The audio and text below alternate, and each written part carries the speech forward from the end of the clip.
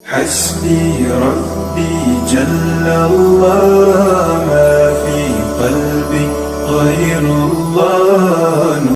سورۃ القیامت اللہ تعالیٰ نے اتاری، اس کا جو آخری رکوع ہے، چھوٹا سا رکوع ہے، اس میں اللہ تعالیٰ نے باضابطہ طور پر اسی چیز کو بیان فرمایا ہے، اور اس سے پہلے اس کے بعد سورۃ الدہر کو بیان کیا ہے جو ابھی میں نے آیت پڑھی ہے۔ اور اللہ تعالیٰ اس ضمن میں کیا کہتا ہے؟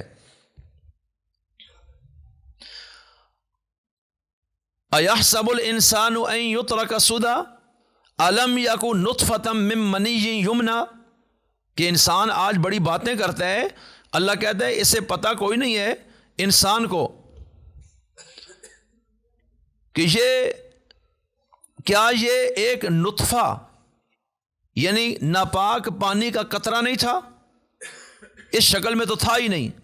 یمنا، وہ قطرہ جو ٹپکایا جاتا ہے، رحم مادر میں گیا ٹپک کے، ثم کان علقہ، اور اس کا رنگ دیکھو سفید تھا یا مٹیالہ، اور پھر اس کی شکل میں نے چینج کر کے علقہ، اس کو میں نے بنا دیا خون کا لوتھڑا، فخلق فسوى، اور پھر شکلیں چینج کرتے کرتے اس کو میں نے تخلیق کیا موجودہ شکل میں اور برابر کر کے بنا دیا۔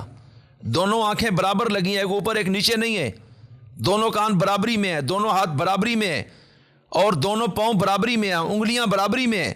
اللہ کہتے ہیں میں نے پیدا بھی کیا اور کاریگری بھی دکھائی ہے اوپر، اور یہ اس پانی کے قطرے کے اوپر کمال ہوا ہے۔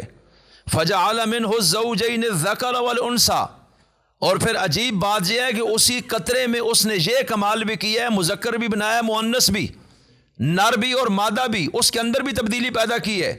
الیس ذلک بقادر علی ان یحیی الموتى، کیا وہ ذات اس بات پر قدرت نہیں رکھتی کہ مردے کو دوبارہ زندہ کر کے کھڑا کر دے؟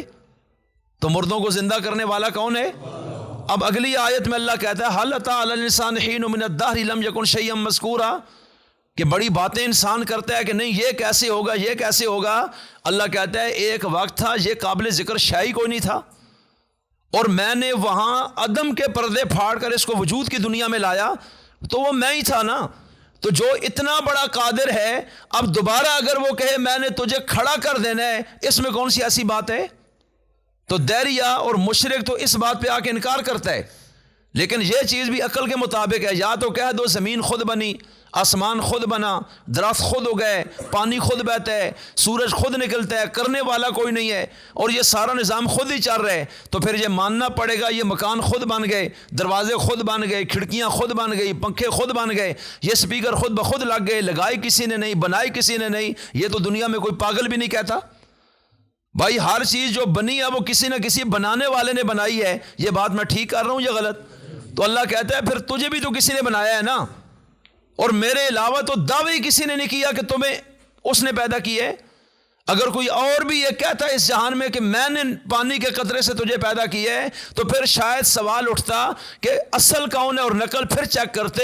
میرے علاوہ تو یہ دعوی کسی نے نہیں کی ہے، یہ ایک ذات ہے اس کائنات میں جس نے کہا ہر چیز کو میں ہی نے پیدا کیا ہے۔ اس عظیم ذات کا نام کیا ہے؟ میرے مقابلے میں آج تک یہ دعویٰ بھی کوئی نہیں کر سکا کہ اس نے یہ کام کیا ہے۔ میں نے کہا میں نے زمین بنائی، کبھی بھی کسی نے نہیں کہا کہ میں نے بنائی۔